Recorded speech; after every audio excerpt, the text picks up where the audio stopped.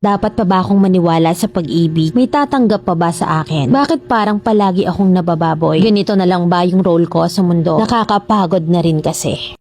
I am 28 at single mom ng 3 anak. Lumaki ako na isang batang matalino. I graduated valedictorian nung elementary ako. At nung high school ako, naranasan kong ipanglaban sa iba't ibang school. Though hindi ko natapos ang 4th year because of financial problem. Nag-work ako when I was 13. Tindera ako ng shake na kapatid ko sa ama yung may-ari. 50 isang araw ang sahod ko no. Hanggang sa natuto akong magbarkada. At ayun nga, isang gabi nagkayayaang mag-inuman. Sumama ako at doon na nangyari yung unang bangungot ng buhay ko. I was raped by 5 guys. Nung gabing yon ay pinagpasapasahan nila ako. Hindi nila ako pinauwi dahil kinulong nila ako ng 3 days sa bahay na yun. Iyak ako ng iyak at wala akong magawa. Hanggang sa binenta nila ako sa matanda at yung matanda ay naawa sa akin. Tinulungan niya akong makauwi. At pag uwi ko, sinaktan pa ako ni mama. Kasi nga raw layas ako. At hindi ko na rin sinabi yung nangyari sa akin at until now ay wala silang alam. It was 15 years ago but still fresh in my mind. My life goes on and nagpatuloy ako na parang walang nangyari. And then nagtry ako mag-waitress sa restaurant sa Batangas. I was 14 that time at hindi rin ako tumagal dahil sobrang underage ako. Umuwi ako sa amin at nagpasok ako sa ALS. At sa kalagitnaan ng pag-aaral ko, puro problema sa bahay. Magulo at palaging may away. Nakipagtanan ako sa boyfriend ko na nakilala ko sa clan. He was 30 years old. Sumama ako sa pagkakaakalang magiging maayos ang buhay ko kapag nagsama kami. After 1 year ay nagkabibi kami. 16 ako nang nagkaroon ako ng anak. 8 months yung anak ko nung iniwan niya kami. Na almost 2 years din kaming nagsama. Iniwan kami ng anak ko sa poder ng papa ko. At nangyari na naman ang isang bangungot ng buhay. Walang kuryente nun at may kumatok sa kwarto naming mag-ina. Ang kuya ko. Sabi niya may kukunin lang siya at nagtiwala naman ako kasi nga kapatid ko. Pero pagbukas ko ay may patalim na siya. May gusto siyang gawin sa akin pero syempre hindi ako pumapayag. Kasi hindi naman ako tanga. Pero habang natagal yung pagmamakaawa ko, lalo siyang nagiging aggressive. At nung idadamay na niya yung anak ko, wala na akong nagawa. Hindi ako makapanglaban kasi iniisip ko yung anak ko. Hanggang sa nagawa niya yung gusto niya at umalis siya kaagad. Agad ko namang niyakap yung anak ko at umiiyak ng umiiyak. Kinaumagahan ay pumunta kaming mag-ina sa bahay ng ate ko. Sa kanya ako nagsumbong at agad siyang tumawag kay papa. Nagpunta kami ni papa sa kapitan at agad na nagpunta rin kami sa pulis. Ang pagkakamali ni papa ay hindi agad sa pulis dumiretso. Kaya kumalat ako noon sa buong barangay. At doon ay sobra-sobrang panghusga ang inabot ko. Na kesyo bakit hindi ako lumaban, na kesyo gawa-gawa ko lang yung lahat. Nakulong din ang araw na yon yung kapatid ko. Kaso nadala sa pakiusap ng lahat ng kapamilya na palayain. Nag-decide kami ni papa na 3 months siyang ikulong. 17 lang ako that time kaya palagi kong kasama si papa. Akala ko matatapos na doon. Pero sadya yatang nilalaro ako ng mundo. Nagdalang tao ako at alam ko na nabuo yung pangahalay sa akin. Dahil alam ko sa sarili ko na wala namang ibang gumalaw sa akin. At dahil nga rindido ako that time, dagdag pa yung nanay ko na nagpapakamatay na nakikiusap sila ng lola ko na palayain ang kapatid ko. Sobrang hirap pagdaanan ng lahat ng yon. At alam ko na mabubuli yung bata once na binuhay ko siya. Kaya inalis ko yon. Alam kong masama pero yun yung naging solusyon ko that time. Na sobra kong inihingi ng tawad sa Diyos. After ng mga nangyari, parang naging rendido na rin ako. Bumarkada, nag-inom at nagbisyo na rin ako. Sobrang gulo ng utak ko noon kaya nga nalulong na rin ako. At nang wala nang may pantustos ay natuto na akong magpabayad kapalit ng katawan ko. Yun ay para lahat sa bisyo. 2 buwan akong naging ganon ang sistema. Yung anak ko'y iniwan ko kay lola kasi sabi ko mag-work ako. Na alam kong kasinungalingan ng lahat. Hanggang sa may nakilala ko na isang pamilyadong lalaki. Naging customer niya ako na hanggang sa kalaunan ay inalok niya akong ibabahay niya. Wag na lang daw akong lumabas at magbisyo at pumayag naman ako. 300 a day ang bigay niya sa akin na 2 months din kaming ganon. Na minsan ay sa akin na uwi at minsan naman ay sa pamilya niya. Hanggang sa na-delay ako at sure akong sa kanya. Nung time na yon ay mas inisip ko yung family niya. Naawa ako sa mga anak niya na 3 babae kaya mas pinili kong umalis na lang. At until now ay hindi niya alam na nagkaroon siya ng anak sa akin. Umuwi ako ng time na yon sa mama ko. Doon ko pinagpatuloy ang pagbubuntis ko hanggang sa nanganak na ako. Nung 2 months na yung anak ko nagkaroon siya ng sakit. 50-50 ang anak ko noon. Umabot ang 34k ang bill namin. May asthma kasi at mahina ang puso ng anak ko. Hindi ko alam kung saan ako kukuha ng pambayad. Sobra-sobrang pagsubok na yung hindi ko na alam kung anong gagawin ko. Doon ko naisipang kontakin ang konsihal ng bayan. Dati ko siyang customer. Tinulungan ako kapalit ng 1 night sa isang motel. Pikit mata ko yung tinanggap para sa anak ko. Nailabas ko nga yung anak ko sa hospital. Nagpatuloy ang buhay naming mag-ina. Hanggang sa may nakilala naman ako. Binata siya at ako naman ay meron ng 2 anak.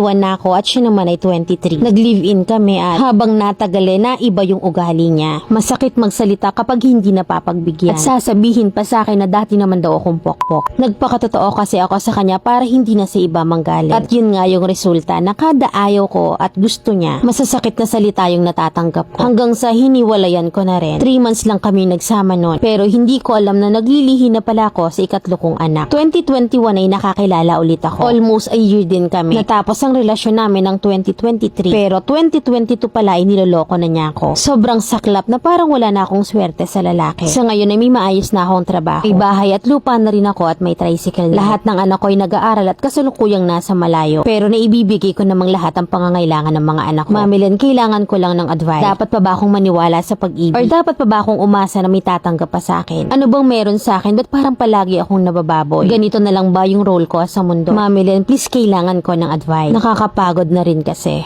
Letter sender, Lena ng Quiapo. Sa lahat ng pinagdaanan mo sa lalaki, bakit hindi ko nararamdaman yung trauma mo? Bakit lalaki pa rin ang kanlungan mo? Sige, given na nagmamahal ka lang naman, hindi mo maiiwasan. Pero gumamit ka naman ng contraceptive para walang batang nadadamay. Paano kang makakakita ng seryoso? Hindi mo muna kinikilates. Huwag naman puro puso, puro sunggab. Kung ganyan na nakailan ka na at sa huli palaging talo at lugi ka, tama na. Mag-focus ka na sa self mo. Huwag mo nang dagdagan yung rejection mo sa buhay. May 3 ka ng anak. Ayusin mo na lang yung pagpapalaki sa kanila. Tandaan mo na ang kasiraan mo ay kasiraan din nila. Reflection mo ay reflection din nila. Marka mo, mamarka rin sa kanila. Huwag sa tuwing may darating susunggaban mo. Wala ka bang umay? Hindi man natin alam kung hanggang saan yung kwento natin. Pero tandaan mo na minsan lang tayong mabuhay sa mundo. Na balang araw ay magiging kwento ka na lang din. Sa ngayon ay sarili mo naman. Baka sa negosyo dun ka swerte. Yun ang pagbutihan mo. Kasi malinaw sa kwento mo na hindi ka swerte sa lalaki.